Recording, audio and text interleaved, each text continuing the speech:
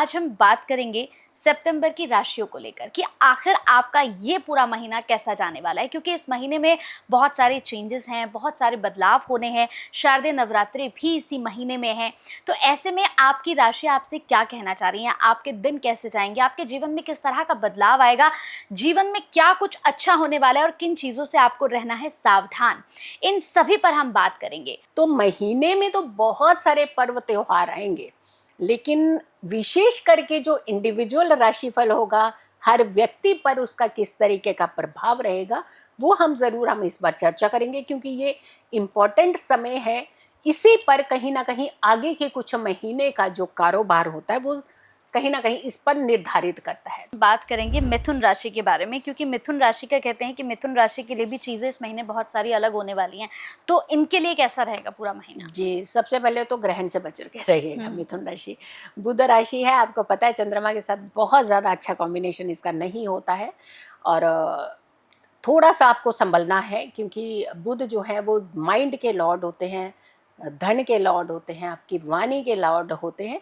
तो ये तीनों चीज़ों को सोच लीजिए कि कहीं ना कहीं डिस्टर्ब करेंगे, और ख़ास करके जब ये ग्रहण काल चल रहा होगा उस समय के आसपास का जो समय है वहाँ थोड़े से प्रिकॉशन लेने की ज़रूरत है। बुध आपके लिए प्रथम और फोर्थ यानी चतुर्थ, प्रथम भाव के चतुर्थ भाव के स्वामी है, और बुध 15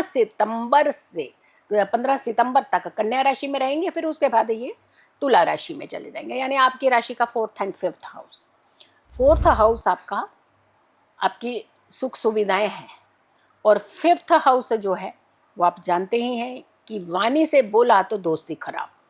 तो यहाँ पर आपको थोड़ा सा ध्यान रखना है। और यहाँ पे सबसे बड़ी बात है कि मंगल और बुध की युति भी बन रही है, दोनों कॉम्बिनेशन में 15 सितंबर तक कन्या राशि में रहेंगे, फिर उसके बाद इकट्ठे ही ये तुला राशि में चले जाएंगे।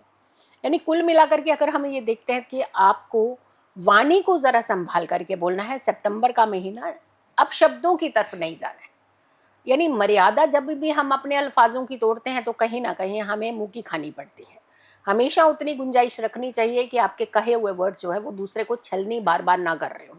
तो हमेशा ध्यान रखना है कि बोलते समय आपको बहुत प्रिकॉशन लेने हैं। सूर्य की अगर हम बात करते हैं तो 16 सितंबर तक सिंह राशि में रहेंगे, फिर 16 सितंबर से ये कन्या राशि में चले जाएंगे। आपकी राशि का तीसरा और चौथा भाव होगा, तो यानी सूर्य का तीसरे और चौथे भाव के साथ संबंध बन रहा है। तो यहाँ ये खराब नहीं माना जाता, अच्छा माना जाता है, बट थोड़ा सा माता जी के स्वास्थ्य का आप ध्यान जरूर रखिएगा। मंगल की बात करते हैं अगर हम, तो 28 जुलाई से कन्या राशि में चल रहे हैं, और फिर 16 सितंबर से तुला राशि में, यानी अगेन 4th एंड 5th भाव। देखिए यहाँ पर कितना सर्कल शुरू हो गया, 4th 5th 4th 5th। तो दो भाव तो पूरे इंडिकेट हो रहे हैं, और दो ग्रह युति बना रहे हैं इसी समय में ही, सितंबर के महीने में ही। और गुरु की अगर हम बात कर रहे हैं, मिथुन राशि में चल रहे हैं, और आपकी राशि का कौन सा भाव हो गया? प्रथम भाव, पहला भाव। अतिचारी है गुरु। गुरु आपको कहीं ना कहीं इस समय गुमराह करेंगे। हमने कहा ना कि चीज़ें तो अच्छी हो रही, लेकिन वर्ड्स बोल दिए तो चीज़ें खराब हो जाती हैं। आप लेने तो गए कोई काम, लेकिन वहाँ जाकर के कोई ऐसा क्रिएशन आपके अल्फाजों से, वर्ड से निकला, तो सारी की सारी चीज़ें जो हैं वो खराब होगी। तो यहाँ पे ध्यान रखना है, अपने वाणी का खास करके ध्यान रखना है, अपने काम का खास करके कनेक्शन बन रहा है इनका, तो ये कनेक्शन जो है वो बहुत पॉजिटिव नहीं नजर आ रहा। तो ध्यान रखिएगा, थोड़ा सा बोलते समय थोड़ा सा ध्यान रखिएगा। शुक्र की बात कर रहे हैं तो शुक्र आपके दूसरे और तीसरे भाव को कहीं ना कहीं इंडिकेट करेगा, क्योंकि कर्क राशि में भी रहेंगे और ये सिंह राशि में भी रहेंगे। तो जो दूसरा भाव आपका अगेन आ गया, कौन सा? वाणी का, धन का भाव आ गया।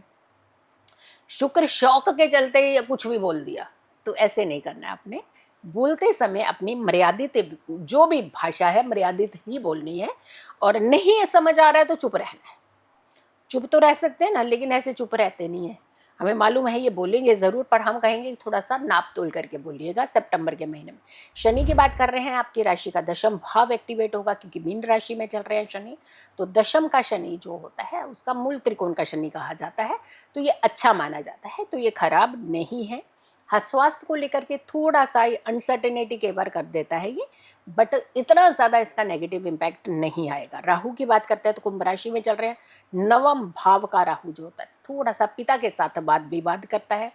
धर्म कर्म के मुद्दों को लेकर के कई बार हम घुस जाते हैं, यानी बात किसी और की, आ बैल मुझे मार, वो वाला हिसाब नहीं करना है। आपने थोड़ा सा बैलेंस बनाना है ताकि किसी और की लड़ाई आपके गले में ना जा करके पड़ जाए। अगर हम केतु की बात कर रहे हैं तो तृतीय भाव, तीसरे भाव का केतु जो होता है वो कहीं ना कहीं अगेन आपको प्रॉब्लम कहाँ करेगा, पराक्रम, काम छुड़ाने की। वो भी इसीलिए हम कह रहे हैं क्योंकि यहाँ पर जो समसप्तक योग बन रहा है वो ग्रहण की दृष्टि पड़ेगी प्लेनेट के ऊपर। तो ये महीना नहीं, हम पहले 15 दिन तो ज़रूर कहेंगे कि आप पहले 15 दिन प्रिकॉशन ज़रूर लीजिए सितंबर के। थोड़ा ध्यान रखिएगा, पूजा भक्ति कीजिएगा, गणपति जी को आप दूर्वा अर्पित कीजिएगा और हो सके तो एक कुशा लीजिएगा जो आपकी पीले रंग की, एक घास होती है जो दूर्वा होती है वो हरे रंग की होती है, कुशा पीले रंग की होती है। तो कुशा थोड़े से आप हरे कपड़े में डाल करके घर में किसी भी ऐसी जगह जो आपकी हाइट से ऊपर का स्थान हो वहाँ पे रख दीजिएगा और सितंबर का महीना पूरा रखिएगा ताकि आपको ये बहुत अच्छा प्रभाव भी डाले और आपकी एनर्जी को बेटर कर सके।